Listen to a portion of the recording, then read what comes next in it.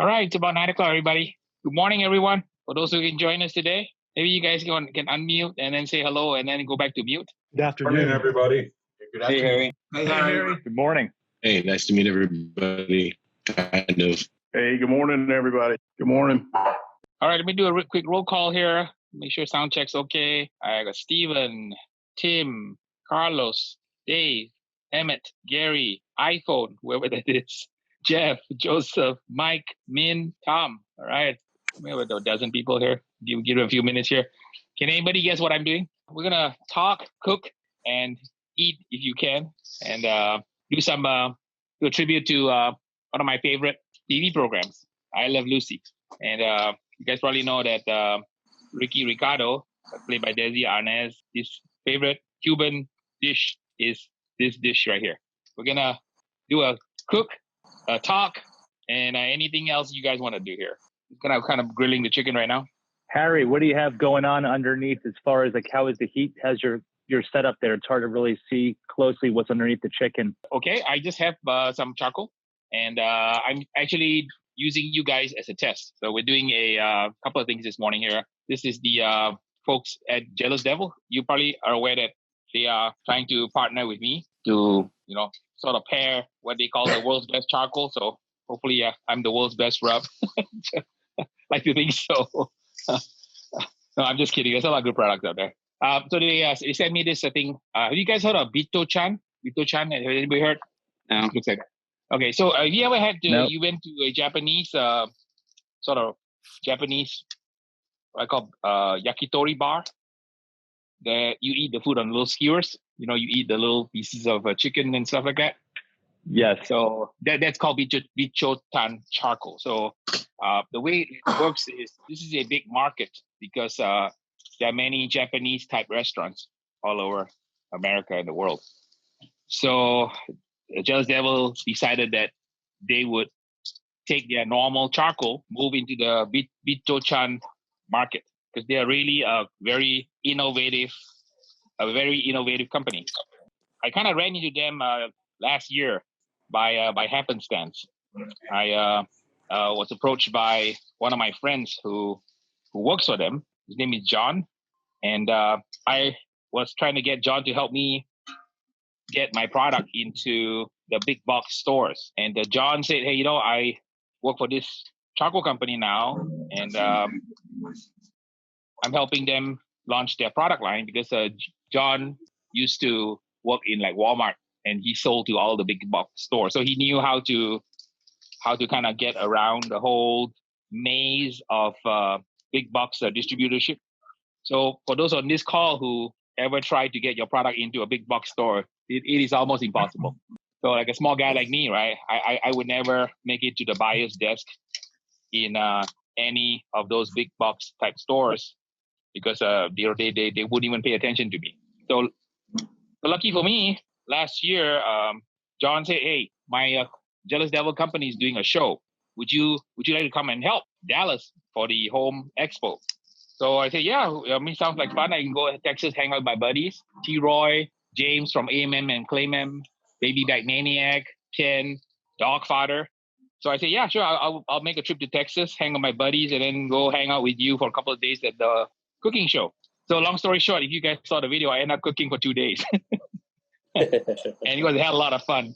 You know me, right? When you give me all these sponsors, all these fantastic pits like the Blaze Kamado, all I can do is pick up my tongue and throw meat on it. And if you buy the meat, even better. Just keep throwing the meat on. And we fed like hundreds and hundreds of people. So I think at that point in time, I kind of got to know the owners of Jealous Devil. And they kind of liked what I did. And I brought some of my rub on, and they ate the food. And they say, "Dang, what is this rub that you're using makes the food taste so good?" So I said, "Yeah, I what do you call it? I'm a small, little, tiny one-man business." And we started talking, and I found out that we're cooking and talking. So this is going to be one of those talking, cooking, fireside chat, and everything else in between here. And what happened was, they liked what I did, and we decided that they wanted to try to get into the seasoning and sauce market. And I said, I already have product lines, and we started talking. And next thing you know, we kind of working on a partnership now. So you saw some of my products that they're trying to get out to the big box store. I think they got True Value into a test. So for those of you who are in that kind of business, you know how hard it is to get the attention of a major big box store and the kind of distribution and the kind of volume that you have to do in order to get them interested. So I'm glad that somebody is, kind of lending me a hand on trying to, get noticed by the national boys, because I'm such a tiny operator. I only sell products on Amazon, on my website, a couple other places. For those of you who are watching welcome to the Slap Your Daddy Barbecue Therapy. So I'm going to be your therapist today. I do not look as good as Angelina Jolie, but we'll do our best. At least I can make the food look good. So that's the starting point here. So I'm here in very, very cloudy California. You guys probably heard, right, that we are having major problems in California. And what you see is not this is smoke. So the entire California has been blanketed by smoke, and we have 30 fires raging. This is the poorest air quality in 30 years. And we've broken out all the records for fires that are burning out of control. So, that's why we are having all this kind of a hazy weather. It was really bad yesterday. I couldn't even see my backyard yesterday, but it seems like this morning the smoke had dissipated. I even considered postponing this class because air quality has been so bad. They say, "Hi, Mr. Beans. Good morning, everybody. We're waiting for your little snacks, right?" He's waiting for his Arroz con Pollos. Let's see here. Let me do a quick roll call. Carlos, Dave, Emmett, Gary, iPhone, Jeff, Joseph, K, Marco, Mike, Min, Randy, Steven, Tim, Tom. Okay, cool. Yeah, we can get started. So I'll tell you what I'm doing, and you guys tell me what you are doing, and you can ask questions along the way, and we'll get started. I have the ingredients here. So before we get into the Q&A, let me tell you what's going to happen here. So I made my own chicken stock here. I need chicken stock, a little bit of canned tomatoes from Walmart, bell pepper, onion, and garlic, sort of sofritos. We got a little bit of tomato chicken powder, cumin, a little bit of pimento olives for garnish, bay leaf, a little bit of peas, my little secret pouch here, which I'll reveal in a little bit, little secret ingredient to make your arroz con pollos extra special. All right, so chicken is grilling. So with that, maybe I can have you guys kind of unmute and then introduce yourself. At least tell us, your name and what city you're from. And, to all my patrons on this call. Tim Adams, Myrtle Beach area, South Carolina. Welcome. Marco Romero, Irwindale, California. Hey, my neighbor. Yeah.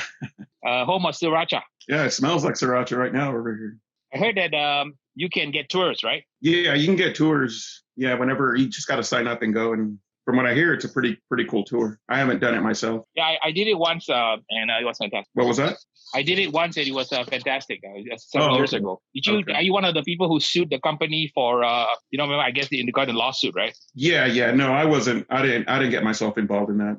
I could smell it, but it wasn't that bad for me. Hi, I'm Jeff Eastman. I'm in Chandler, Arizona. I actually have a brisket on my Weber Smokey Mountain with your rub on it right now, trying it out for the first time. Okay, excellent. So when we get to the point where everybody shows what they're cooking, we can pan to you and you can show off your brisket here. What's nice. The temperature in Arizona right now? Actually, it's been really nice. It's in the 70s right now. I have my windows open. It was in the one. It was like 111 a few days ago, and then it was like I opened the lid of the smoker. The temperature just dipped. Wow. Yeah, I'm Tom Sykes. I'm in Bowie, Maryland. Right. And today we're doing the Snow's barbecue chicken for the second time. Oh, wow. Okay. I did it last week and really enjoyed it.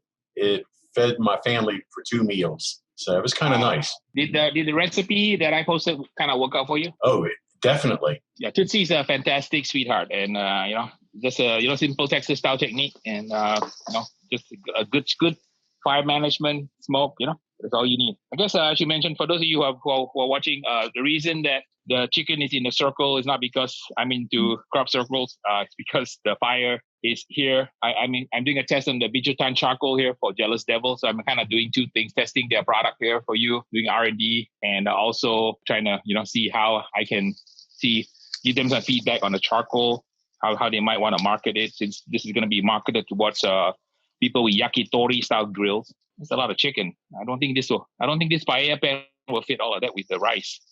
But we shall see. right, let's keep going. Everybody chime in and say good morning and then or good afternoon and let us know which part of the world or USA you're from. Gary Edwards. I am in southern Minnesota, and it's a balmy 47 today. Oi. Okay. Good for barbecue. Stay cool. Hopefully it's not raining. It is raining. It just stopped. All right. I'll go next. My name is Carlos Martinez. I'm here in Brownsville, Texas, at the southern tip of Texas. And as opposed to last week when it was raining, we got a cool front and it's been humidity's kind of down a little bit and it's in the 80s. And we're just going to have a little get together with our grandparents who take care of our baby during the day. And, we're going to make I'm going to make some ribeye, some thin cut ribeye with some sausage on the grill grates, cut it up and then saute some onions and bell peppers and, have little taquitos and, I'll have 2 steaks on just, by themselves, just in case somebody wants like an actual steak. But that's the plan for today. Excellent. I can go next. Hey everyone, I'm Dave Nelson. I live just outside of Raleigh, North Carolina, and just cooking some lunch right now inside. But later today we have some friends coming over doing. I'm going to do a tri-tip, and then also just some grilled chicken as well to make some tacos with. I have the onions and the bell peppers on. Actually, I lied. I don't have bell peppers on. This is a poblano. This is a green chili. I like spicy food, so instead of the bell pepper for the sofrito, so I'm going to just add a little bit of the bell pepper. I mean the poblano, which is kind of a mild chili, about 1,000 on the Scoville scale. Hey Harry, talking about the seasonings and stuff. I actually there's a local guy that used to work for a school district down here, and he came up with I think he has 3 rubs right now, and he himself, he's like real small time. And it's not national, but he's got them up in Corpus Christi, San Antonio, all here in the Rio Grande Valley, in a bunch of stores and stuff. And he's been able to make it. His rubs are real popular, and he's always doing live videos on Facebook and stuff. So he's got a good little following. It's amazing how when you work hard, you can get something done like that. But on a national scale, a small guy would be difficult. Well, yeah, and then of course, I still have to do something, my regular day job. So the day job is getting into conflict with the weekend job. So that's why. But it's all good. Maybe with the help of my Patreons and everything, we can transition to what I would love to do is sort of move to the next chapter. I work in IT for 30 years, so that's a long time. I built a lot of data centers, set up a lot of systems, and it's all great, it's all fun. But I trained my crew for the past 12 years, and then I told them it's Saturday, don't bother me, okay? I'm cooking, but they still call me. It's just like I'm not gonna be there forever, so you guys need to solve the problems yourself. Just sautéing the garlic and the bell pepper, or in this case poblano and the onion. This is sort of a sofrito for those of you who are into kind of like Hispanic style cooking. It's very, very common. What is interesting about cooking is that many cultures in the world use what we call a 3-ingredient base to cook. If you were in Louisiana, in the kind of Cajun and Creole county, and if you use celery, an onion, and you get into kind of like a Louisiana style. If you use a ginger, garlic, and green onion, you end up with Chinese food. And if you end up with, tomatoes, you end up with the Italian style base. So when you study cooking around the world, you'll find that many, many cultures in the world kind of all do the same thing. There's always an aromatic base. And in this case, my aromatic base is the 3 ingredients I mentioned. And the other things are kind of added on a little bit later. And what I did was, for those who joined later, all I did was I just sauteed my chicken. And I like to cook a whole chicken because I think that there's a lot of flavor in this part here, like the backbone. So I grew up eating chicken pieces. And when you go to the store, sometimes you just buy the drumstick or the thighs or the breast. I kind of like to cook a whole chicken. And does anybody know what part of the chicken this is? The heart-shaped part. That's the butt.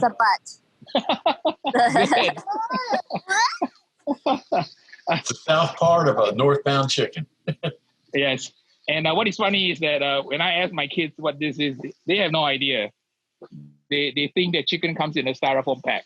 So it's good to educate our next generation, show them that's a little heart-shaped piece. And some say that that's the best part. It's a little heart-shaped. So from love from Harry to all my patrons and viewers here, little heart-shaped chicken butt. So good flavor.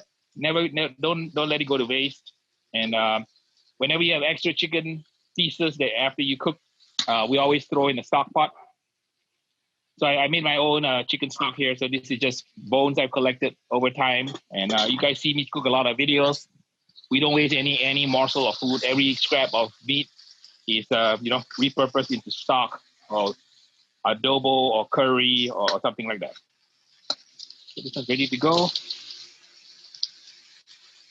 That's a lot of chicken. I'm not even sure I have room for rice now. Let me see here. But we'll make it work. You know, it's one thing that never ceases to amaze me. In America, we have the ability to sell you a piece of chicken, a whole chicken for $5. All right, we'll add some Walmart diced tomatoes.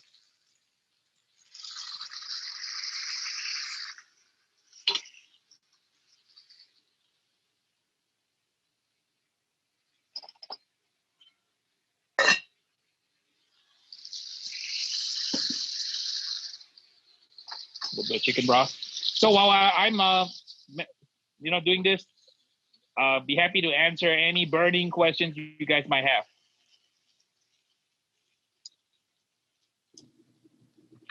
Hey, Harry, I have a question. This is Tom. I really like your championship chicken rub, but I'm on the East Coast, and I'm about 20 miles from the Chesapeake Bay. And it seems to clump up. And what I've done is I've taken and put in a small amount that I'm going to use in a small little food processor to break it up. Does that hurt your rub at all, or should you use a different way to actually get rid of all the clumps? That's actually how I do it. So the reason it clumps is because there's brown sugar in it, and brown sugar gives it that flavor. So I've been working with my co-packer to try to get that problem rectified. And we found out that in areas where it's very, very damp, high moisture, this happens.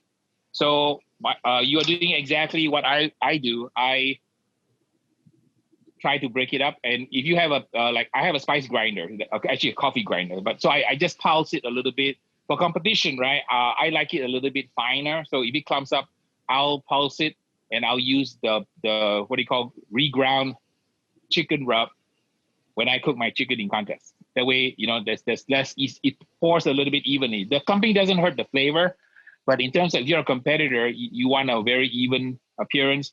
This is what I recommend you try to do. We've been trying to fix it with different anti-caking agents, but I did not want to use anything artificial. So I use a natural anti-caking agent in it that is all natural. So it's not as effective as some of the other chemicals that are available. So I've been trying to stick to something very, very natural on the product. Thanks, Harry. I appreciate the answer. Right. All I did was I added the can of tomatoes, add a little bit of spice now. Just a little bit I like a little bit of cumin in mine. You don't have to add this if you don't like cumin. Maybe about, I don't know, one teaspoonish, 1 tablespoonish. I find it gives a nice flavor. Whenever I put cumin in my food, it kind of takes me back to South America. And this one is the Knorr tomato base. I don't know what you call this, but it's a kind of a tomato style flavor, like Saffron.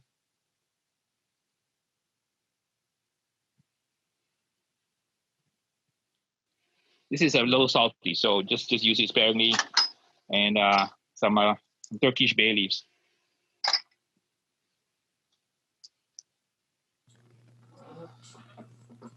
Hey, Harry, Tim. As far as I tried your competition chicken rub on spatchcock chicken last week, and the only thing I did differently was I put some fresh ground Vietnamese pepper on first, and then I put the rub down. The chicken came out with the best color I've ever had in a chicken. It was great. Enjoyed it. Excellent. Good to hear. But I have a grill question for you. I'm on the fence. I have a gas grill and I got a Traeger. I don't want to mess with charcoal and wood anymore. I'm 70 years old. I just don't have that kind of energy. But I want to upgrade, and I'm leaning either towards with the extra smoke, the high end Traegers, which are expensive, or the super smoke by Weber, which it appears the only two people that like it are you and Trendkill Barbecue. Everybody else, you read the reviews on there, everybody, oh my gosh, this is terrible, this and that, even with the new upgrades. But I saw your video where you did the competition, between you, I forget what brand it was, the one you had for years and then this one, and they were really close. And you put the pans down there, you haven't had problems with it, and neither has he. And it's a little cheaper, but and I know it's all software updates, so I'm on a. Yeah, if you look at the forum, there is a Smokefire forum or Smokefire user group, and there are many people enjoying it. It's just that they don't advertise that they're enjoying it as much. So again, right? I always tell people, you've heard me say it many times. It's always the pitmaster and not the pit. Yes. Okay. And if you have a shovel, you look at Tootsie. What does she use? A shovel, okay? And she cooks the best food in the world. So that is Exhibit A, case in point. You don't need fancy gear. But I appreciate that everybody is different. If you want to use fancy gear, by all means. I put a 1.5 cup of rice on it. I think it's going to overflow, but what the heck, I will have a rice faux pas on my Zoom session here. But we will see how it cooks. Yeah, so the idea is that buy the pit that you like and, enjoy how it cooks. That's my recommendation. If you want to buy a high-end Traeger because, it works for you, please do so. You can get great results in pretty much any type of equipment. This is a kettle. So a kettle is what, $150 now? Maybe $180, and you can get great results on a kettle. A Traeger is a little bit. I don't know what are they priced at right now? The high end Traeger, like 1,200, 1,400. No, 12 to 11. With the super smoke. I'm interested in the super smoke because my older Traeger, 3-4 years. It's the one before they even had the probes connected, which is no big deal. But I don't really taste what I've changed pellets different. I don't get the smoke flavor. Are you using Go Blend? I mean, let me tell you what I have here. I use this one here. It's pretty good. You see my videos, right? I mean, the smoke ring flavor is very good. This is called the GMG. I'm sure somebody OEMs it for them, but this is what I like, Go Blend. Yeah, before you go and spend $1,200, right? Go and buy one. Get a bag of this, and try the Go Blend. I use it. I'm doing a test on the Silverback here, and I've been using it also on a Silverback. Even though they sent me some pellets, I use it on my GMG, and I also use it on the Weber. So what I say is, this is what, $15-$20. Try this brand and see if you like it. Well, it's funny because being a newbie at the time, all I bought is Traeger pellets. Now I haven't opened it yet, but one bag of Lumberjack and one bag of Bear Mountain. Which so I'm going to try that because the Traeger pellets just aren't, even mesquite, I don't taste it, Yeah, I know that Traeger had a little bit of trouble, right? They kind of got into trouble. Was it them that had they put oils in the pellets instead of real wood or something? I don't know. Anyway, I know there was a little bit of a brouhaha in the pellet industry, but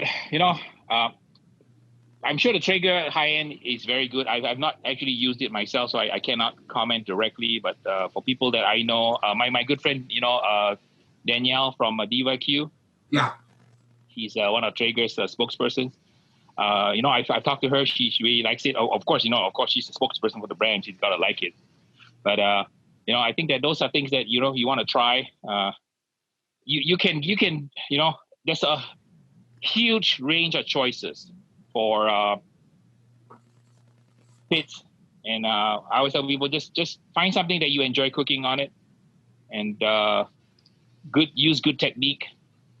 A pellet grill has a lot of advantages, and it's really convenient. So even I use my pellet grill all the time because I have like 125 different pits, but the pellet grill is definitely something I enjoy using. Harry, I learned the trim from you on the brisket and putting those blocks underneath so the water content, the moisture falls off, so you get a good crust. I learned all that from you. Excellent. Yeah, it's some simple things. I show people, not that hard to do. So the bitter chan charcoal is burning really nicely. No major problems. Let me take a quick look underneath here. Yeah, ashing up nicely. So as the arroz con pollo is cooking down, the flames are kind of going down, so that's good. Hey, Harry, I got a question. This is Carlos. Hey, Carlos. I don't know if you've noticed a difference. About 2 or 3 weeks ago, I cooked some pork chops on the grill grates, and I had seen that one of their videos, they put some pellets in it. So I threw some cherry and pecan pellets in it, and I cooked them about 80% there, then just finished them off indirect. And gosh, they were so delicious. And then I'm like, I just did a quick meal for lunch. I did it on my little Smoky Joe, and I threw some wood chips, but it was just on a regular grate on the Smoky Joe. And man, they didn't taste like anything. I couldn't even taste the seasoning. I couldn't taste the smoke. I don't know if it's. And on the other pork chops, I just used salt and pepper, and I don't know if it's a smoke or the grill grates or what the deal is, but it was such a difference. Same cut of pork, same everything. Same charcoal, just very different result. Any experience with those changes? What I say is that once you hit your rhythm in your equipment and your technique and your meat, just go ahead and stick with it. There are so many variables and factors in cooking, and I always tell people, ask yourself, what did you do that was different? And if the grill grates made the difference, then I would recommend you continue to use the grill grate. Did you use it the flat side or the ridge side up? It was the ridge side up, and like I said, I just put the little cross hatch marks on them until they were kind of crusted the way I liked them. And again, it had the it was sizzling with all its juices, and it had the pellets kind of throwing out the smoke underneath it, and you could definitely taste a little bit of a light smoke in there. And this other one, the only difference was that I actually used the seasoning with flavor instead of just salt and pepper on the regular Smoky Joe with some oak wood chips. You couldn't even taste the smoke, and I couldn't even taste the seasoning. So it was such a stark difference. I felt like they were gonna be more smoky and more tasty because I used actual seasoning versus salt and pepper. But no, I mean, they were perfectly tender. I mean, they were juicy and everything, but they just didn't taste like anything. So if if the method that you like works, keep doing it. Oh, this is really tasty. A little more cumin. So if, for those of you who notice, I put in the liver and the heart at the end so that it doesn't overcook.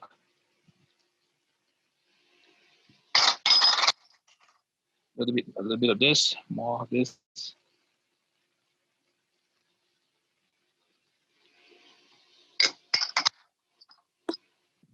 Hey, Harry, regarding a brisket. So yes.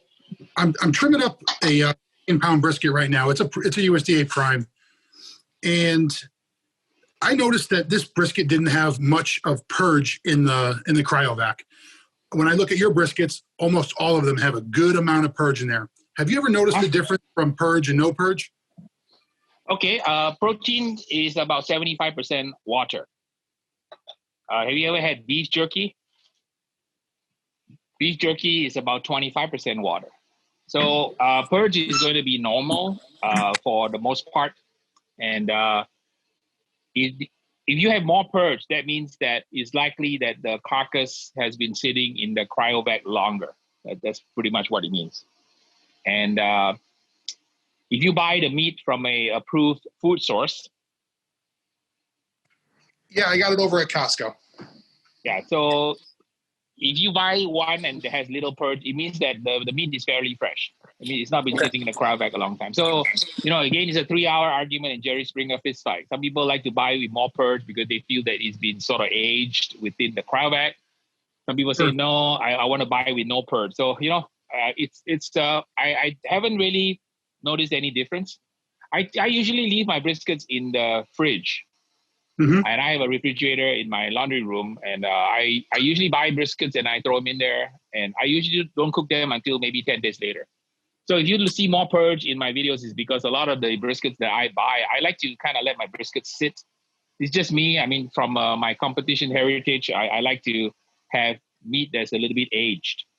I can't describe why is it, but I think that the tenderness and the taste, maybe psychological, it seems to taste better when the meat has been sitting for a little while, especially beef. I wouldn't sit any chicken or any kind of pork, but for brisket, I find that it seems to taste better. Even like steaks, when I buy steaks, right? I will buy it this weekend, I will cook it next weekend because I think it tastes better. Fantastic. Thank you so much for that. Right.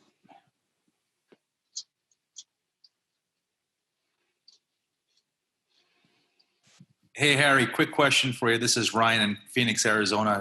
I was on a phone before. I couldn't really talk. But regarding like marinating, I know there's a lot of different, let's say, food products you could use. You've shared, which are great to accelerate the marinating process. What about vacuum marinating, tumbling, things like that? Does that really work from a science perspective? Is it really getting in there faster or deeper as far as the flavor, or no? The short answer is yes, but it's the execution that is problematic, right?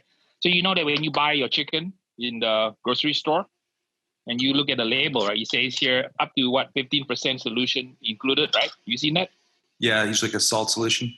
Yeah. So in a commercial setting, what they do is they put the a couple of 1,000 pounds of chicken into a vacuum tumbler, and then they slowly tumble it so that the vacuum will cause the liquid to suck into the chicken. I have some team friends of mine. That's how they cook their barbecue in contest. So they bring a giant tumbler and then they tumble their brisket. So it's a lot of work. And they claim that it does two things. One, the vacuum causes the moisture to soak into the meat. And number two, the tumbling is kind of like a tenderizing action. So those are the two arguments they make. I don't know. I haven't tumbled before, so I can only guess. Okay. Thank you. Okay. So I told you guys there's still a secret ingredient here. And before I reveal it, I will tell you what we are going to do with this secret ingredient. Let me get some water here. Show you guys my way of getting some great flavor. I'll push it to the side. So heat up some water. Water's warm. Yeah, it's still warm. All right, so we're going to toast this little pouch, and I'm going to show you guys what's in this pouch that will make your food taste really good. I'll give you a clue if you want to guess what it is. It's really expensive. It is the most expensive spice in the world. And the one I have, saffron. You got it. The one I have is Khorasan. Khorasan is the saffron from Iran. I have a coworker who's Iranian. When he went back to Iran, he came back and because I give him a lot of barbecue at work, he got me some Khorasan saffron, which is from Iran, and it's really supposedly the best saffron. So it's nice to have friends and nice to be able to cook with the ingredients from around the world. I think that living in this century and this time, we're very blessed, because if you were born 150 years ago, it was still the horse and carriage. There was no such thing as the internet. Your knowledge was limited to what you could read. But nowadays, it's like the Matrix, right? Kind of the scene where Tank downloads the program on how to fly the helicopter. We pretty much can do that because when you watch my videos, you're downloading that knowledge. And, after a few tries, you too can cook like a black belt pitmaster.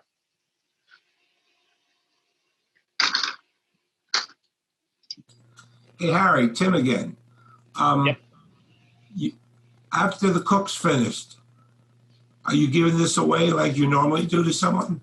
This one, I don't know. This one, I've been, giving it to my sheriff department. The Walnut Diamond Bar Sheriff Department is very happy. Some of the firefighters here are very happy. All the firefighters are gone. Obviously, you know why, right? Because we're having 30 major fires. I said, for those of you joining later, I was showing my backyard. You can barely see. The smog has been the worst it's been in 30 years because of the 30 major fires that are happening. And we, are trying to, put the fires out, but they're all raging out of control. So to answer the question, yeah, I pack my food into those meal prep containers because I cook so much, right, for my channel. And I can't eat that much. And then Mr. Beans, right, he can't eat that much either. In fact, people scold me whenever I give him food. I cannot tell you the number of people who scold me for giving him food because they say that human food is bad for the dog, which I know it's true, but I only give him one small piece. But you cannot believe the number of animal welfare trolls I get on my channel. Right, Beans? Right? You just want a little bite, right, of brisket. He smells the food and he's driving me crazy. So he's waiting, where is my share of this? All right, let's go ahead and keep asking questions. Let me work on this thing here. Oh, but we do that here. I'm going to show you guys what happened when you the proper way to do saffron. So you notice that first thing I did was I toasted the saffron. Got some hot water in here, warm water, not hot, warm. So you can see what happens with this little magical substance here.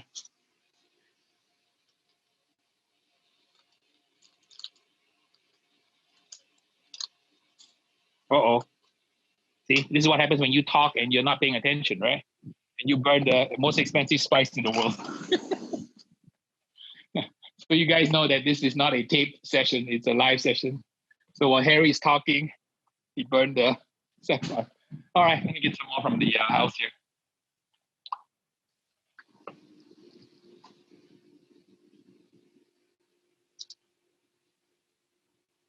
What do you call, there are unique challenges to try to cook, talk, run a camera, play with the dog at the same time. This is how it looks like.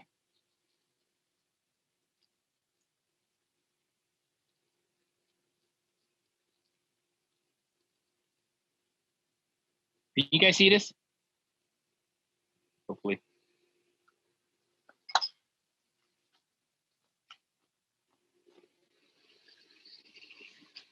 Let's see here. So you can see the threads slowly releasing the flavor and color into the liquid.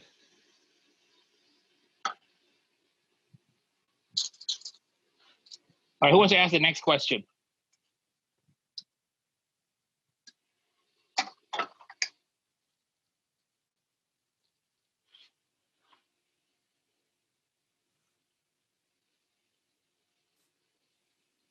Harry, part of my ignorance is the Jealous Devil charcoal. Does that burn any hotter than any other charcoal, lump charcoal that is out there? I believe it burns really hot. So in terms of all the charcoal that you have out there, it is on the high end of the temperature scale. It's from a wood called Queso Blanco, which is a Paraguayan axe wood. So if you Google that on the internet, you'll learn that it's called axe wood for a reason, because it'll break your axe. So let me tell you a very quick story about the guy. So the guy who owns Jealous Devil, as I mentioned, for those who join later, I met him while I was doing that little gig in Dallas to showcase their products, Jealous Devil, and I ended up cooking it on them, and then we ended up in this partnership. He is an internet mogul. So he made, his millions of dollars as an internet mogul, and he's from the South Bay. So he retired and met his wife in Paraguay. So he got married in Paraguay and found out that in Paraguay, a lot of the farmers had a lot of wood from clearing the forests so that they could plant their crops. And a lot of the farmers didn't really know what to do with this wood because it was so hard. So he was a very enterprising business person. He thought, well, this wood is so hard. There's Bitochan charcoal that everybody wants. Why don't I just learn how to make charcoal from this waste wood that the farmers don't know what to do with it, and then he can also teach the farmers how to get, some use and money out of the wood that they cut down on their property. So he went to Japan and he hired a Japanese charcoal expert who knows how to make Bitochan charcoal. And he made all this charcoal. And next thing you know, he found people in the world who like to cook with charcoal in the Middle East. So he actually found a market for this Paraguayan axe with charcoal that nobody really knew about. So he actually built the whole sort of like a the Paraguayan axe with charcoal technology, and taught the Paraguayan farmers how to make charcoal so they can make extra money. And he started selling this charcoal to the customers in the Middle East, because in the Middle East, everybody likes to cook with charcoal. And after he got that charcoal fuel business going, he felt homesick and wanted the excuse to come back to America. So he says, why don't I try to sell this charcoal in America to barbecue people? And, long story short, that's how he ended up establishing Jealous Devil, one of the, premier brands now in the charcoal business. And he's very enterprising, and he wants to move into different areas like you saw the Bitochan charcoal. He also created women products for women. Have you guys seen this? The Max line? No, I haven't. This is to appeal to women. It's made to be 10 pounds, so they're easy to pick up in the grocery store. And they changed the imaging to like Max. He sells now these logs, which are also Queso Blanco sawdust. And these are used in people who own pizza ovens. And he's moving into the restaurant industry because there are many wood-fired pizza restaurants. So the problem with owning a pizza restaurant is that there's a lot of wood chips and wood waste. And the bulk volume of the wood makes it very problematic to store. So now he designed this, his engineers built this kind of a log. And would you believe it? I used 2 logs to cook an entire brisket. So the heat density of the log is absolutely amazing that they build this, thing here like that. So he's very, innovative, and he's got a very innovative company that, continually puts out product. So I'm really kind of flattered that he decided to partner with me, because I'm like a one-person, tiny OPO, one-person operation. And hopefully, I believe I have a good product, and I'm hoping that, the partnership with them will allow my product to be used by more people around the world. Gary Edwards here. Little testimonial for Jealous Devil. I saw it on your videos and researched it, found it at an Ace Hardware, and it is an excellent cooking wood fuel. And on the 10-pound bag of charcoal briquettes, the thing I found with that is there's almost no charcoal dust in there when you empty the bag out. Yeah. Mm-hmm. And it burns so hot, so much hotter than anything else I've ever used. Yeah, and then you've seen the smoke ring that I get, right, in my video. People think that I fake it. No, it's not Photoshop. It's a real photograph, and it's because of the wood that the charcoal that I'm using together with the wood chunk. So the combination of the wood chunks and the Jealous Devil really works really well. So what I mentioned is I'm stirring the Arroz con Pollos now, kind of like get the rice to be nice and tender. If you don't stir, the bottom will burn, which is also desirable. In Spain, in the Valencia region, you probably heard of something called Paella. In the Spanish tradition of cooking this rice dish, the burnt rice is very highly desired. It's called socarat. And people like to cook their paella with a lot of socarat. So I'm doing a Cuban rendition, so I'm not going to let the rice burn. So I just want to let you guys know in case some of you are wondering why am I stirring this thing, I'm just stirring it so that it doesn't stick or burn. And looks like the fire is doing well. Let me see here. Check the fire. Always check the fire. So the fire is burning down. So that's good. So as my meal is cooking down, the fire is burning down. It's been about an hour. So this 1 hour burn on the pitcher time is working out really well. I grilled the chicken a little bit, cooking in the pit, so I get a little bit of smoke in it. So this is going to be really, really a tasty dish. That looks really good, Harry. Hey, since you're such a resourceful guy, I got a question, one more on the charcoal. So what do you do with the smaller pieces? I mean, is it just, hey, Ryan, throw it out? Or what do you do with a lot of the smaller pieces? Do you put them towards the top when you're filling your chimney, or do you just toss it out in the garbage? No, I never toss anything out. So all of the scraps of charcoal get thrown into the pit. So once the fire is going, right, I just empty any remnants of my charcoal into the top of the fire. So there's no need to waste it. I mean, not going to do anything to the charcoal, but that's what I do. Jealous Devil has since taken the sawdust in their factory, and they have made this product. Does that make sense? Because when you make charcoal, there's a lot of sawdust. So they're really smart to reposition it. And then the pulp also, the wood chips, they have made it into a pizza log. So they really are very good at repurposing all of the products. So for example, these are the branches, right? Let me show you the branches. So this is a branch of the queso blanco, right? So the branch may not lend itself to making charcoal because it's probably not big enough. So what they did was they now made it into the bichutan. So if you own a Japanese restaurant and you want to sell yakitori, if you buy bichutan charcoal from Japan, it's horribly expensive. So now they are getting into this whole bichutan business now. So they are really very enterprising company. I partner with them also because of the entrepreneurship acumen of the owners. Since they came from the internet world, they move fast. I mean, you saw how fast we did the redesign for my labels. And people tell me, Harry, did you turn Hispanic? Because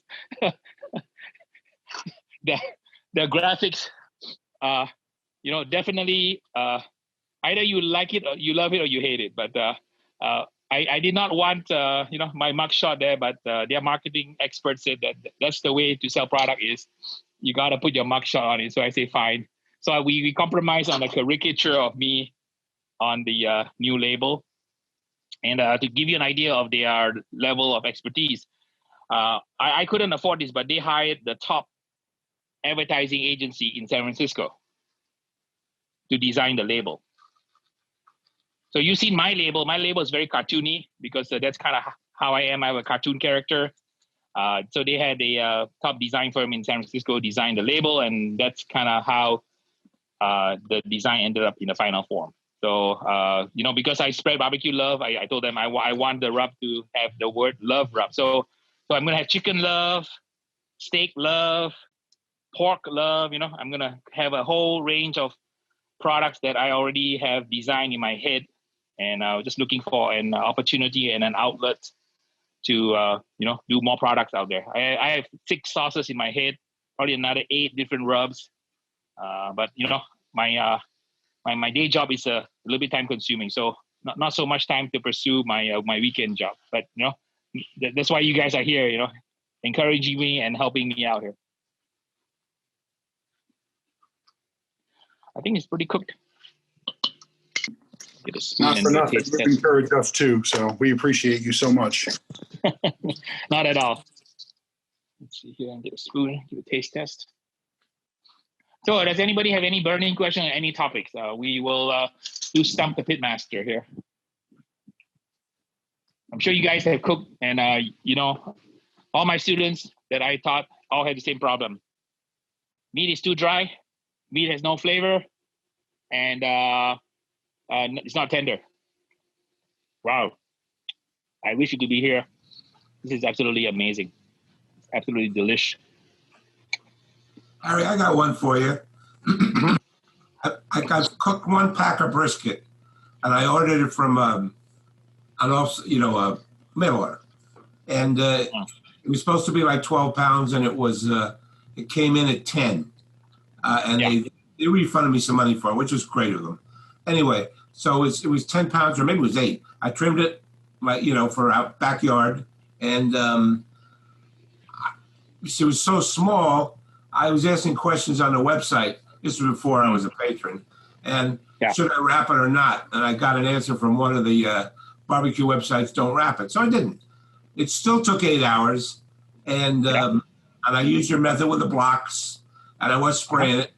And the what do you call it? The fatty was great, but the flat was a little bit dry, but still good. I've cooked a flat before where it wasn't dry.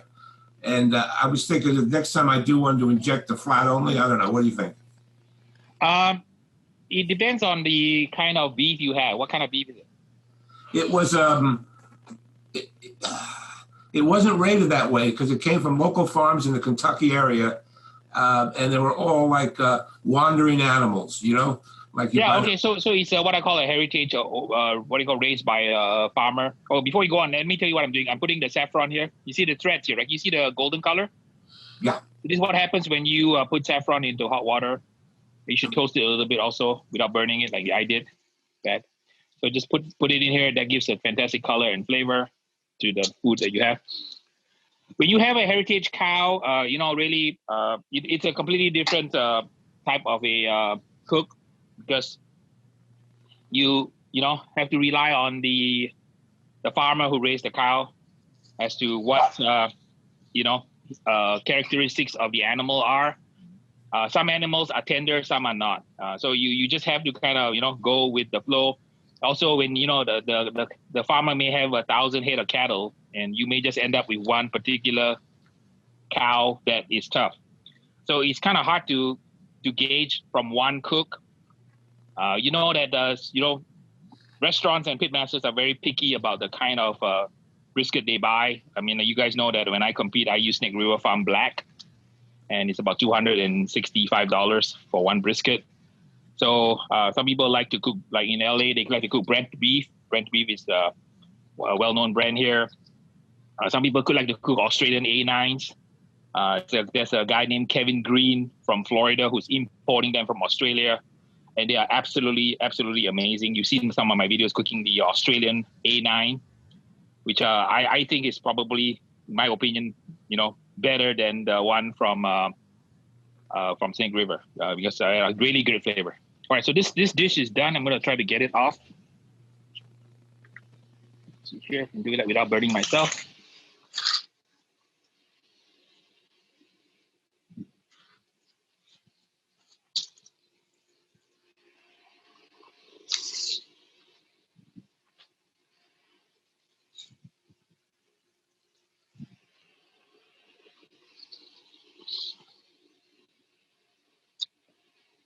Okay, let's garnish it with some peas.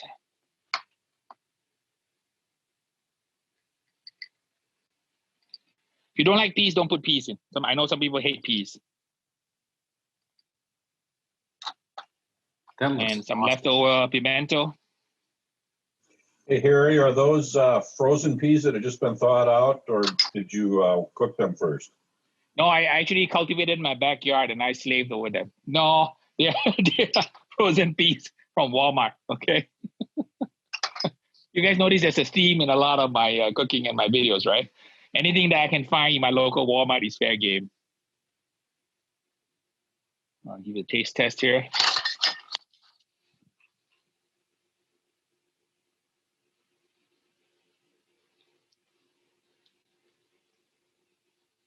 Piece of chicken meat.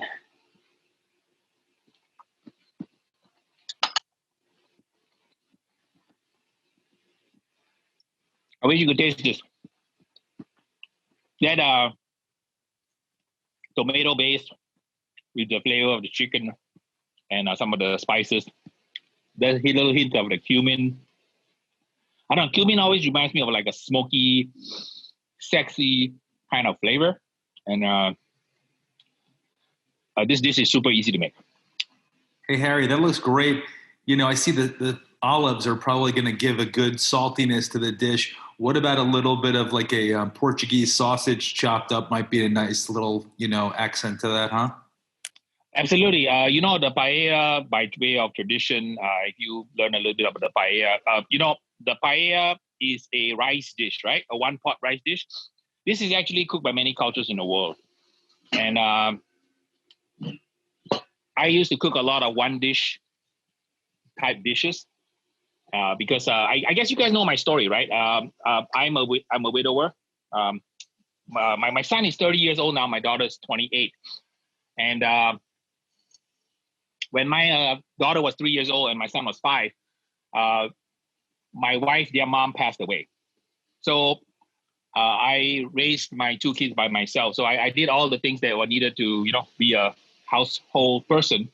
And I would cook a lot of one-dish meals because I would put my kids to daycare. And after work, I would pick them up, take them home.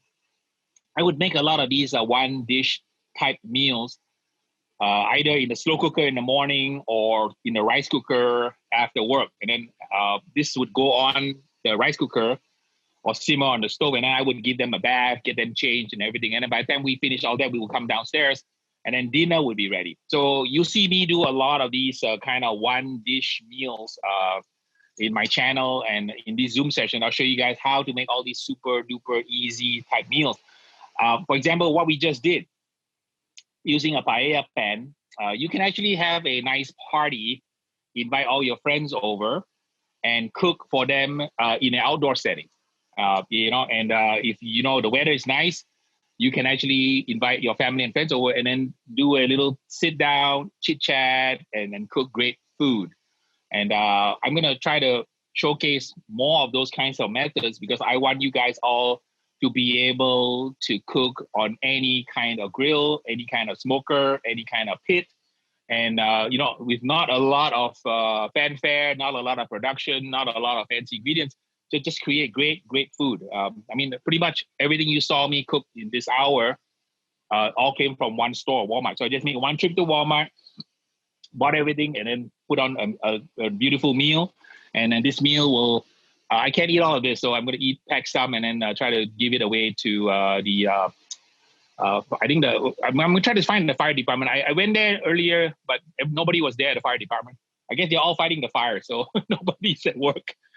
So I hope my city doesn't burn down because there are no resources in my city because all the resources are out far away. That looks fantastic. Great job.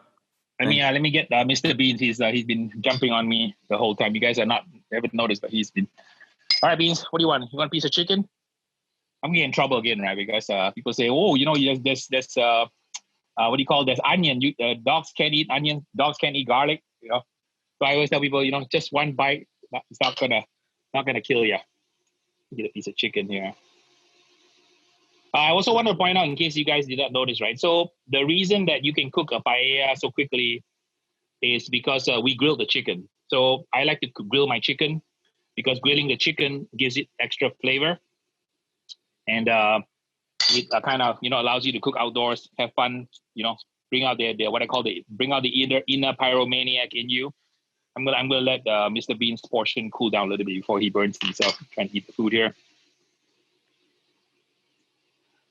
So I'm still working on the Zoom class. I know a lot of you wanted to do an online class.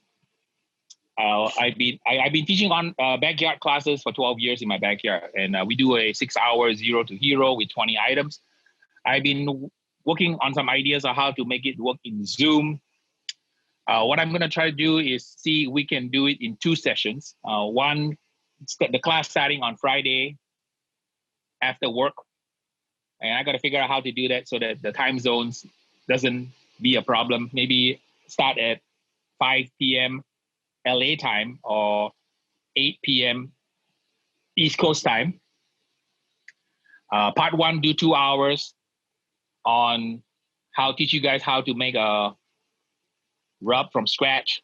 Teach you guys how to make injections, marinate sauce from scratch. And then we cook 2 briskets, 1 backyard, 1 competition. We cook 2 butts, 1 backyard, 1 competition. We start up the pit and we throw the meat on by about, let's say 10 o'clock Eastern time. So it's about 2-hour class on Friday. And then we run the pits. And then for those of you who want to cook with me, you can go ahead and follow along. I'll send you guys a list of ingredients so that you can follow along. And then the next day, we restart the class at around 8 o'clock LA time, which is 10 a.m. in 11 a.m. Is it 3 hours? 11 a.m. in New York time. And we go through the rest of the class to do the other items. So that's kind of what I'm toying around with.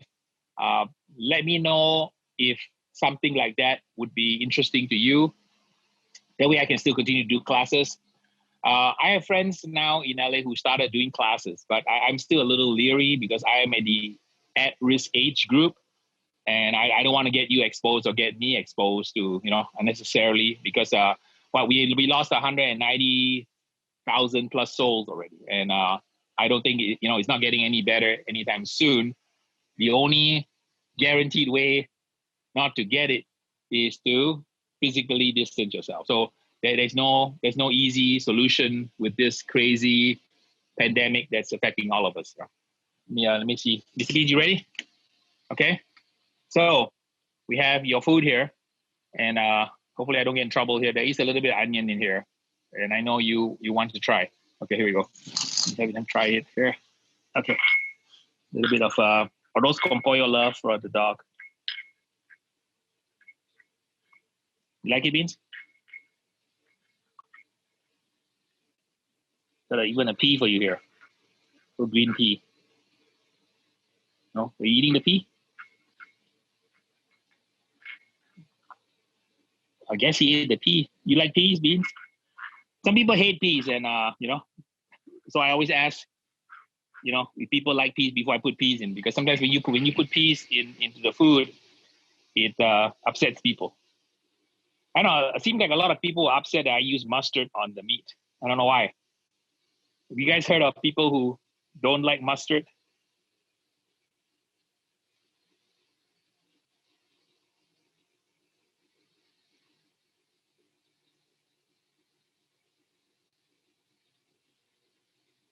This will probably easily 4 or 5 meal prep boxes. So I'm gonna go find some happy first responders after this. All right. Any other questions I can address? Hey Harry, is that pan that you're cooking is that cast iron? No, it's not. It's an enamel paella pan. So yeah, it's on my Amazon store link. So if you go look at my Amazon store, I have the pan there. I have a couple of different pans. This is one of my smaller ones. So when I have family over and I have like maybe about 6 people, this size pan is about ideal. And I have a bigger one also. So like when I have like about 10 people or 12 people come over, then I'll put the bigger one. But the bigger one is hard because you cannot cook it on the pit. My smoker is not big enough. I have to use the charcoal summit, and that will fit a much bigger paella pan. But I have to admit, I'm not so skilled cooking big paella pans. I can do pretty good on a smaller one like this. But a big one, I haven't really had enough practice because most of my parties, you know me, right? I'm not satisfied cooking one item. So I like to cook many items, right? But small portions of many items versus one portion of a big item. So a lot of times when I have parties, I'll cook something like arroz con pollo. I'll make a paella, Valencia, or I'll make other dishes. I'll make something from Japan. I'll make something from Greece. So my style, I told you guys, I'm like MMA fighter. I like jiu-jitsu. I like kickboxing. I like to do a lot of things on my food. And you can see from my channel, I'm never satisfied just cooking one item. I always, a lot of other YouTubers, they spend the entire video cooking one item. In one video, I may cook 3 different meats in one video because that's kind of how I like to sort of mix and match things around. Hey, Harry, have you slept since you got off work yesterday? No, yeah, I slept very well because I did not have to cook Tootsie's barbecue this time. So I had really a wonderful week after work resting. I want to make a confession to all of you here. I boo-booed on the Tootsie episode 1. If you recall, I did a homage to a tribute to Tootsie. I cooked her style of brisket, and I got a lot of feedback from people on the internet, including some of my friends, and they said that I did 6 things wrong. Okay, so I actually reshot episode 1 again to make episode 4. So episode 1 was the brisket. Episode 2 was the chicken and ribs. Episode 3 was Tootsie's turkey pork steak. Please, relax. I gave you food already. Turkey, beans. See, this is what happens, right? You guys don't know that a lot of my videos have outtakes. And it takes me a long time to shoot a video because every time I try to shoot a video and try to do something, he will bark because he's telling me that he's the boss and he wants to get food. So like right now, he's showing off right now. Hey, Beans, I'm on the phone. I'm on a Zoom call. Okay, relax. I'll get you some more food after the call. How's that? Okay, we'll make a deal. If you stay quiet on the call, I'll give you some more food. Okay. So what are the 6 things that I did wrong, right? So I think that number 1, Tootsie cooks small briskets. So if you recall in episode 1, I cooked a 22-pound prime brisket. So that's wrong. So what I did was in the reshoot, I cooked the size that she cooks, which is 7 pounds. So I cooked small 7-pound briskets. Problem number 2 was I used the wrong grade. They said Tootsie only used the lowest grade, which is select grade. So I thought to myself, wow, she can be number 1 in Texas cooking the lowest grade of brisket. I am not worthy because I honestly, have not been able to get like championship results using a select grade brisket. But I said, okay, Tootsie can do it. I will try. So that's number 2. Number 3 is she does not use the mop. So the mop that I show you guys how to make, which I found from the internet and through some of my friends who has channels, she does not put that onion, vinegar, Worcestershire mop on the brisket. So that was the 3rd mistake. The 4th mistake was that there is no rest time. The briskets go in at around 10 p.m., 11 p.m. They get wrapped at 4 a.m. They come off for service at 8 a.m. So their briskets are literally cut when they are super duper hot. And that's why the last error was the use of the electric knife. So in later episodes, you see me use electric knife because the reason that they use the electric knife and not the normal slicer knife is because the briskets are so jello that it's impossible to slice. So they use the electric knife to slice, which I have because in competition, that's what I use. An electric knife gives you much better control. And for those of you who want to compete in barbecue, go ahead and buy one of those $30 Cuisinart or Black & Decker electric knives because you can get beautifully straight edges with no frays or no bits of meat hanging out. So look out for episode number 4 for Tootsie. Hopefully this weekend. I was actually editing it this morning before the Arroz con Pollos. And if I can get it edited in time, I'm going to post it this weekend so that I can fix the mistakes. And people have been remarking that I screwed up on my Tootsie recipe. So that's what's going to happen. Do you think, Harry, that with her cooking just a 7-pound brisket select, that is probably from a smaller cow, and maybe that's why she can get them so tender? Okay, yeah, you can get all meat tender, but the key question is, can you get the flavor to be good? I have to say that the way you eat meat, right? If you eat a sirloin tastes different than a ribeye, and a ribeye tastes different than a tenderloin. That's the kind of situation you run into when you cook briskets. The select briskets will kind of taste like beef sirloin steak. The choice will kind of taste like a ribeye, and then the prime will taste like a combination of ribeye and tenderloin. So my conclusion I don't want to be a spoiler alert, but to give you a spoiler, I'll tell you my conclusion. My conclusion is that you can get great briskets from Select. It chews differently. So it has more character in the brisket chew. So when you see the video, when I post it, I try to cook it perfectly, just like I would cook a choice or a prime. The Select briskets has I don't know how to describe the quality. Okay, if you see Harry Soo wearing a tuxedo, that's one Harry Soo. If you see Harry Soo wearing jeans and a dirty t-shirt, that's another Harry Soo, but they're the same person. So the way I would describe is the brisket has that same personality. If I cook a Select brisket, it's like brisket in jeans and t-shirt. But when I cook a prime or a Snake River Farm or a Wagyu, then it's a brisket in a tuxedo suit. Does that make sense at all what I'm trying to describe? The underlying brisket is still there, but the character of the brisket is different. The chew is different on the Select. It's still very pleasurable. I don't get me wrong. I would enjoy eating Select briskets if it's cooked perfectly. The key I use is, the key word is perfectly. So you really have to have a little bit of skill and experience to cook briskets perfectly. That's why I'm getting flack from people who try to cook like post oak on their Weber Smokey Mountain. And they couldn't get a good result, and then they blame me. So I tell that, cooking post oak on your Weber Smokey Mountain is an advanced technique. So, I don't know your skill level, but if you follow me on the video alone, they may not be enough to overcome some of the steps or problems that I overcame. Because the video doesn't run 6 hours. The video only runs like 18 minutes.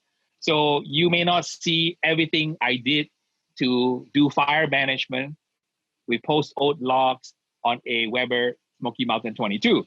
Right? But if in a class setting, it will be different. In class setting, you can see all that, and I can talk you through all the excruciating detail, because that's why my in-person class has been so popular. It's been sold out for 12 years. It's because when you cook in a live setting, it is completely different than in a video setting. Like, for example, like today, right?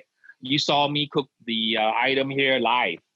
And you even see like the mistakes I did when I burned this thing here. See? So these things will happen to you. So when you watch a video that's been edited and very much abbreviated, you're not going to get all the ins and outs of what happened. And that's why a live class is a different type of class compared to just watching a video.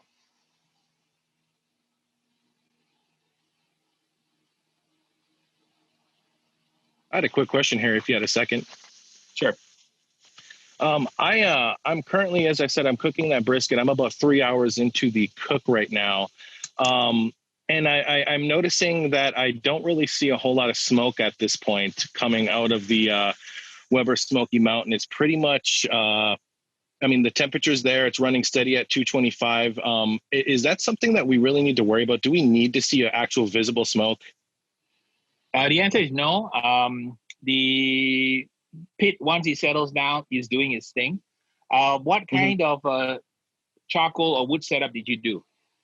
I'm using Jealous Devil right now. I typically use Fogo, but Jealous Devil has kind of caught my attention. And I was ordering your rubs, and I was like, hey, I might as well get some Jealous Devil while I'm at it. And I have 4 chunks of oak, and then I have 2 chunks of cherry in there distributed underneath the coals, according to your videos. Yeah, so if you're doing it by following my instruction, it'll be fine. So you're not going to see a lot of smoke. Awesome. Thank you very much. So it's happening. And then at the end of the cook, hopefully you see a nice smoke ring. And the idea I told you is before, and I'll remind you guys again, the number one mistake that I've seen repeatedly from teaching students around the world is too much smoke. That is universally the problem I've seen everywhere. A lot of people think that barbecue is very smoky. It's not. It's just kissed by smoke. And smoke is like a spice, just like you do not want to put too much salt on your food. you really don't want to put too much smoke on your food. You'll be amazed that when you eat a competition style item, whether it's a brisket or chicken or whatever, you find that the smoke is very nuanced. You're not gonna get like in between the eyeball 2x4 of that smoke flavor. You're gonna get a nice hint of smoke, and then you're showcasing the flavor, the texture of the meat itself, and the other ingredients like the seasoning, the injection, the smears, the final finishing products, all those need to take place in the background. So cooking competition barbecue is quite complex. It is quite precise because you have 6 judges who eat your food. And each entry that you bring into the judging tent goes to a different set of 6 strangers. You're given a white styrofoam box at the start of the contest on Friday night. You're given a number. The number could be box number 10. When you bring that box number 10 to the judging tent, you cannot see the judges because the judges are in a separate room or covered by a curtain. The KCBS or the PNWBA official, IBCA official takes your box and then they put a new number on the lid. Like KCBS, my box number 10 could be put a new label on the box number 10. It becomes box 427. Box 427 goes behind into the judging area and it's eaten by 6 strangers. So 6 strangers for chicken, 6 strangers for ribs, 6 strangers for pork, 6 strangers for brisket. So at the end of the day, when you walk on stage and take home the $10,000 check, you want it fair and square because you did not know who ate your food, and then the judges don't know whose food that was turned in by which team. So a lot of the recipes on my channel that I show you are the real recipes that I use to win these awards. So I cannot say that the recipes are any good or they are, tasty. But what I can tell you is that these are the exact techniques I've used to win these awards. I myself don't eat a lot of my competition barbecue because competition barbecue is very overproduced, very heavily salted, heavily flavored. And you guys see my videos, I like simple things. When I cook ribs, I just grill my ribs, single bone churrascaria style, salt, pepper, and garlic powder. That's what I use. And I eat with pico de gallo and a squeeze of lime. And that would not do well in a contest, I don't think. But that's how I cook at home.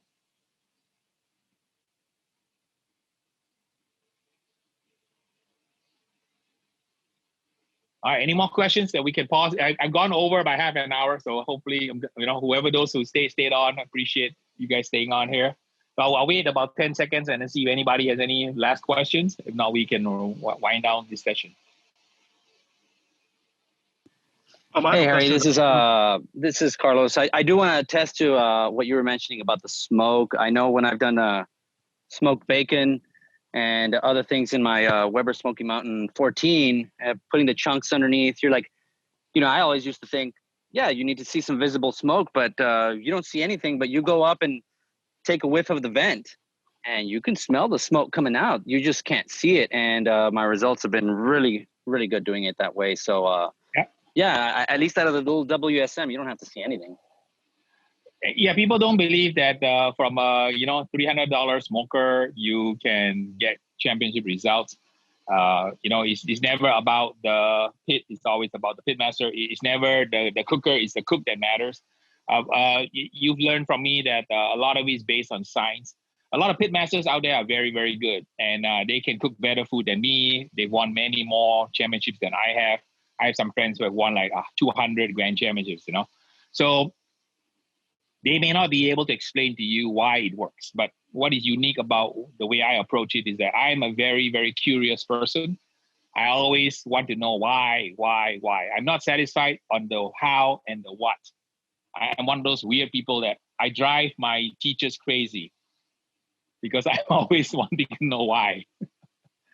Why does the sun rise in the east and not in the west, right? So that kind of curiosity is, in certain situations, helpful.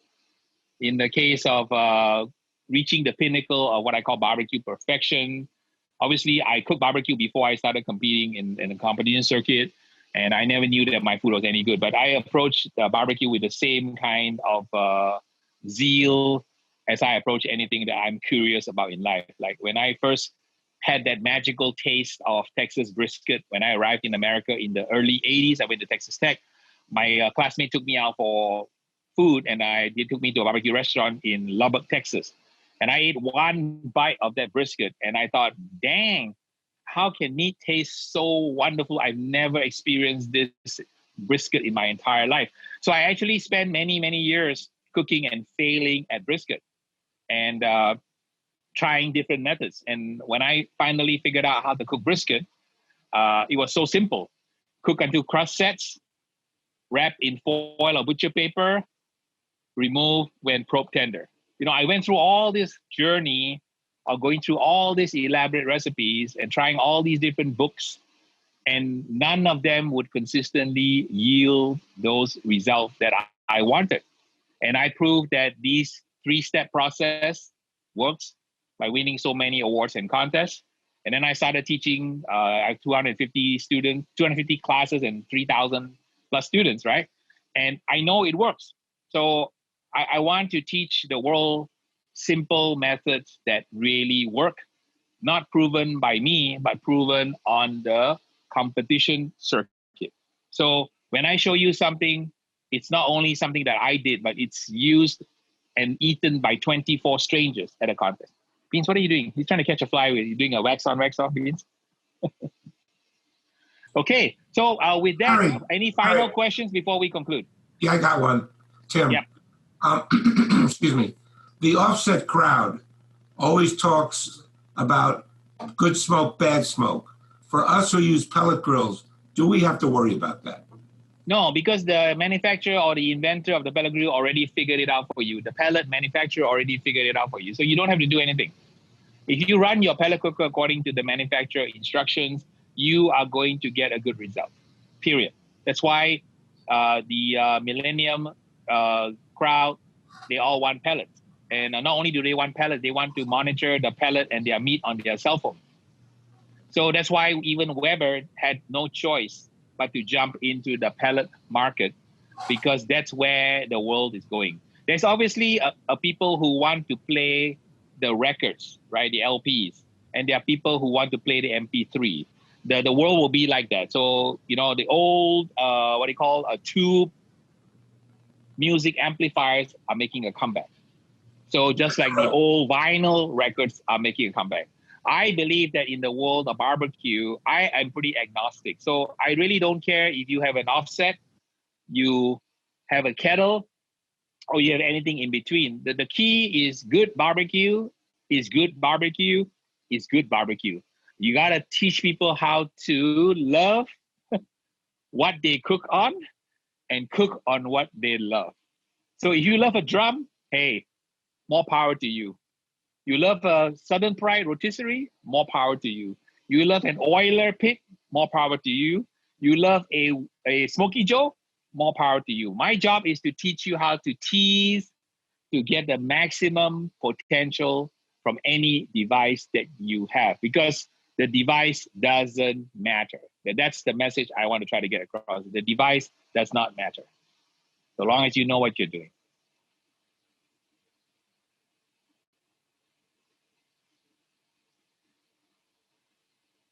Okay, I'll pause for 5 seconds, and it's 10:30. If nobody else has any questions, thanks for joining me on this Zoom session on a Saturday. If you guys like these kinds of fireside chat, let me know, and we can do some more.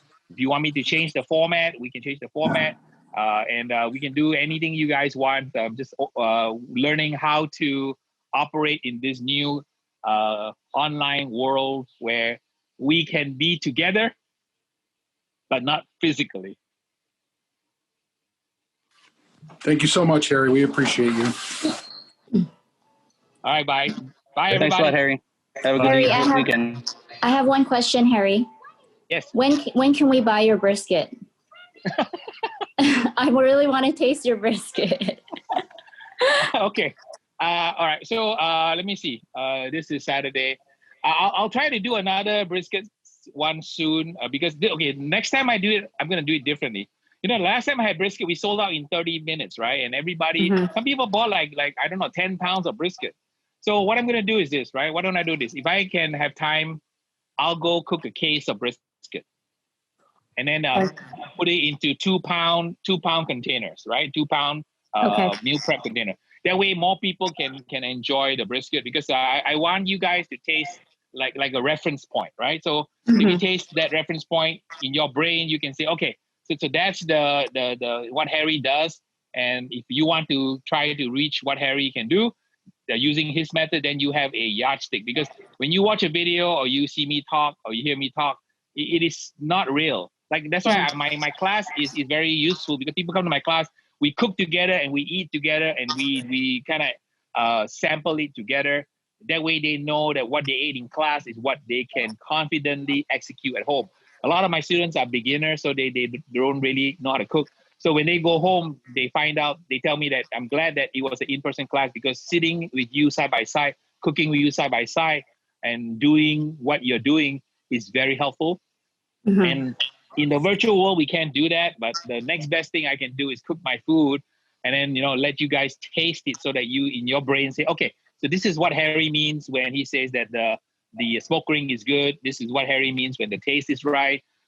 This is what Harry says when the light smoke is correct. This is what Harry means when the rub formulation is working properly, the proper Maillard reaction, the proper crusting is happening, and the proper wood setup was done, the proper fire management was set up. So there is a multifaceted, complex process in cooking barbecue. So that's why I say people think barbecue is easy. No, it is not easy.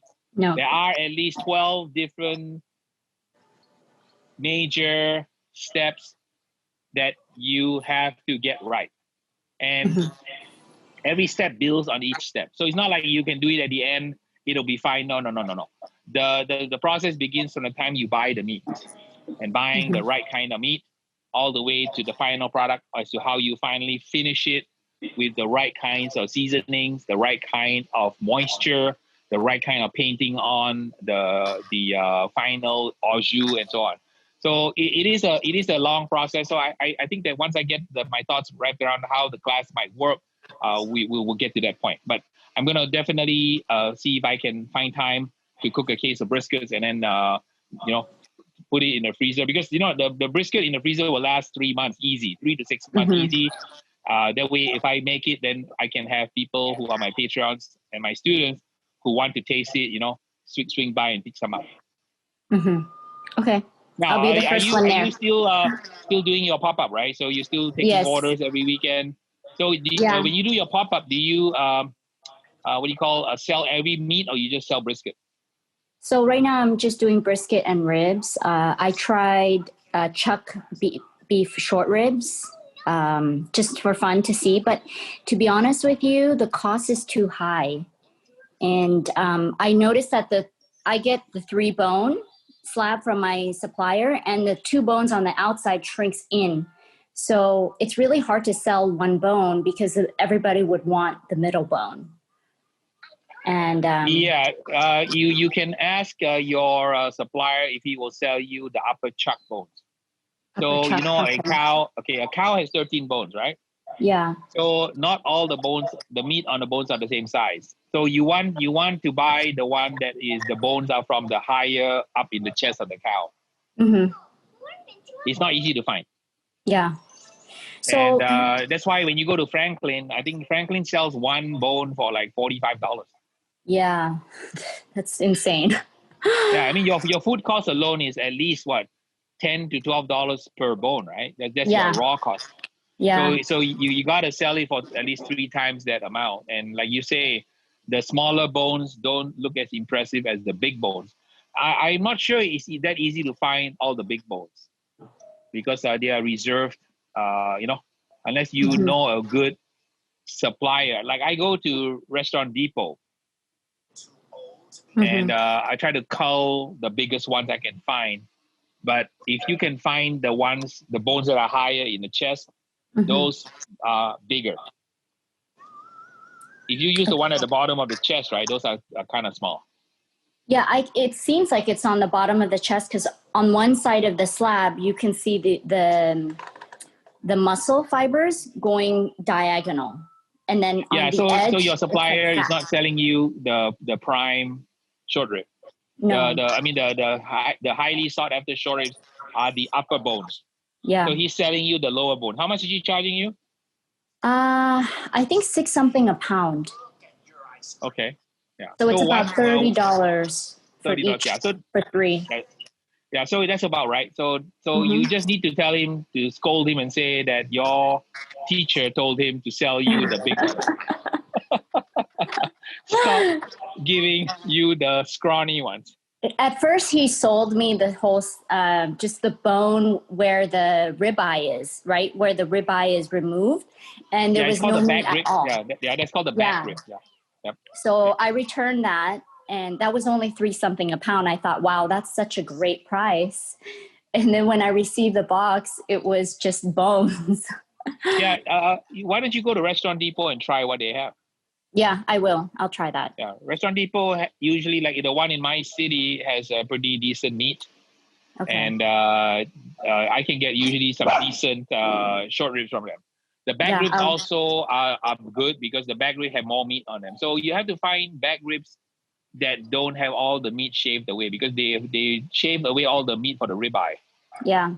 And there's not hardly any meat on the back rib. Yeah. Yeah, I'll give that a try.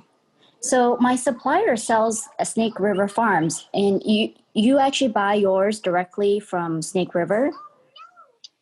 You can buy locally if you want. Also,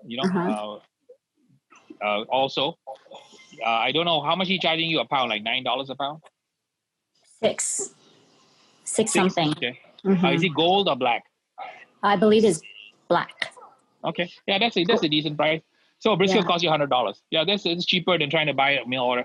When I buy it online, I buy a 20-pounder. So 20-pounder is about maybe, I don't know, $100 and $200, and then the shipping is another $60. The shipping is the one that kills you because they ship you overnight in a special styrofoam box with dry ice. So the shipping is like $65. So that's a lot of the cost of the product goes towards shipping. Yeah. But I have a discount from St. River, so I get a little bit of a price break because I know Anella. Anella is the main salesperson there. Okay, yeah, because I pick it up in Irvine. Irvine, yeah. Who's the company? It's called Newport Meat. Newport Meat. Okay, I know the brand, the Newport Meat. Yeah, so, $6 a pound for go black is pretty decent. $6.30 something. Yeah. If you can send me the name of your rep, maybe if I need meat, I can contact them, save me some money. Yeah, definitely. You have my email, right? I'm not sure. Let me write it down. It's harsoo@yahoo.com. Hang on 1 second. HARSOO at yahoo.com. Okay. Yeah, because I thought maybe I can sell Snake River Farm competition style, but it's too expensive to buy, for consumers. I think they don't want to pay $40, $50 a pound. Yeah, it's there's always an audience, if you can find it. I've served Wagyu at catering events because people want that special touch, and it's just a matter of finding out the clientele. It's fun to cook a Wagyu. Well, I cooked the Wagyu and I cooked the Costco Prime side by side because one week I had both options. I'm selling $24 for Prime and then $48 for Wagyu per pound. Mm-hmm.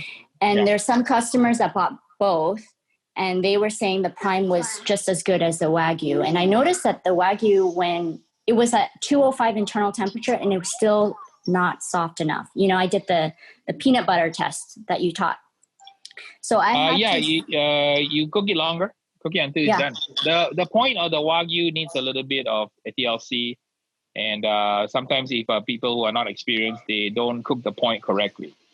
There are certain situations when you have to separate the point from the flat to recook the point so that it renders more, because sometimes the mouthfeel of the point is not right. Okay. So you got to be able to know when the point is done. because you cannot just cook it so that when you get it done, the amount of fat rendered is also very important. So in competition, I watch very carefully the fat because I don't want my judges to eat the fatty point. Mm-hmm. And a lot of judges will grade you down.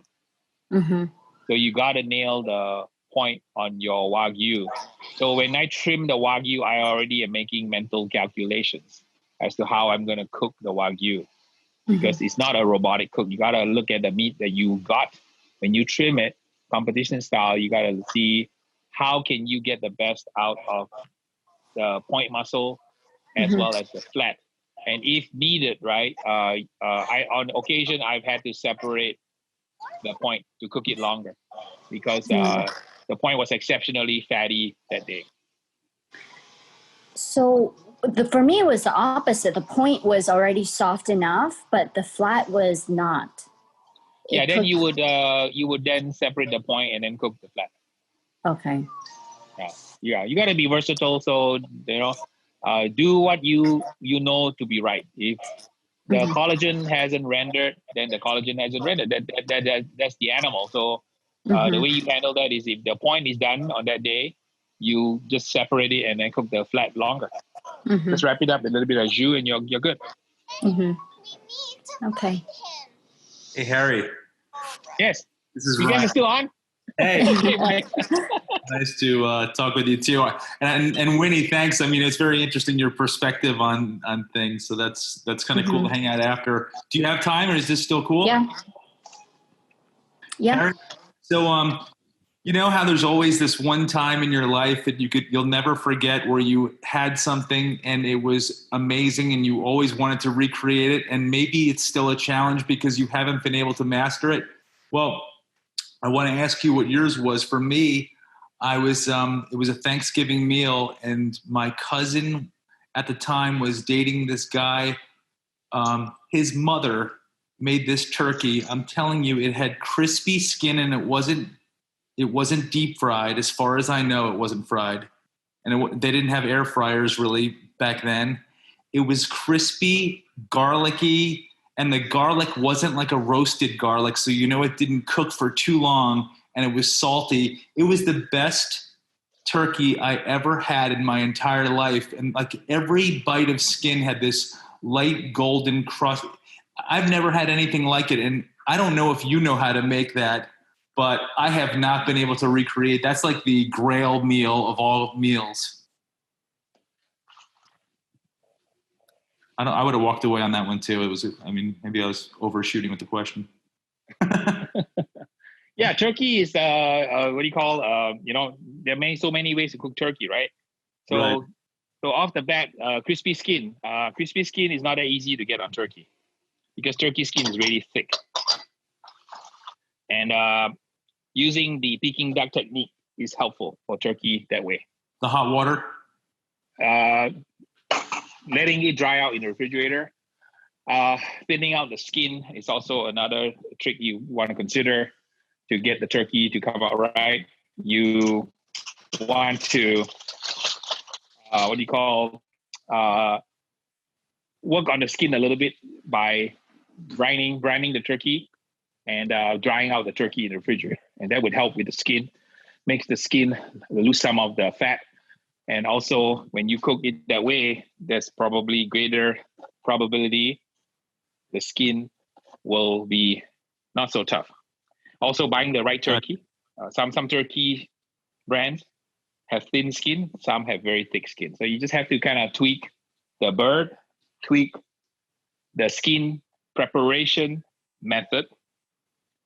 And you might want to try the method of using your finger and separating the skin from the meat and then letting the skin do a wet brine followed by a dry in the refrigerator for a few days to get the skin to separate. And that way the skin will be crispy. Cooking your turkey at 325 would be another thing I would try. Thanks. So is there one meal that you had in your life that you'll never forget and you were like, that was what did it, or that was what really got you hooked? I think it was that brisket 40 years ago. got me started on this crazy journey called barbecue. I mean, I never imagined that I would be a barbecue guy, and I have to credit that my classmate who took me out for that wonderful meal, and it got me on that whole cooking bandwagon. So I've eaten so many memorable meals around the world, and I consider myself very blessed to be able to do that. And meet, more importantly, meet some amazing people. I mean, I told you, right? One of my highlights of my entire cooking career was when the scene from Star Wars happened to me. When Luke say, "Father, father," right? I met the inventor of the Weber Smokey Mountain. His name was Eric Schlosser. He came out of retirement to meet me in person. I met the Stephan family. The Stephan family is the people who invented Weber. They came out and treated me like a long lost son, and those are absolutely amazing moments and memories. I ended up teaching at the Coast Guard Academy in Petaluma, and my barbecue is now. I trained 20 Coast Guard instructors, and those 20 Coast Guard instructors now trained 1,200 Coast Guard chefs serving on 300 Coast Guard vessels. So I couldn't make that up even if I wanted to. These kinds of memories and stories. And I always tell people it all stems from, just a desire to just spread barbecue love and bring a little bit more kindness and, patience, tolerance, understanding to the world, because God knows the world needs that right now. Our country is in such a, divided state. It's really very, very distressing. Well, thank you again. I'm going to sign off, but thank you very much for sharing and the great tutelage. It's awesome, Harry. Great barbecue. Thank you. All right, guys. We'll catch you guys later in the next episode. Thank you, Harry. Bye, Take care. Take care. Bye. Bye. Bye, Harry. Bye. Bye, everybody.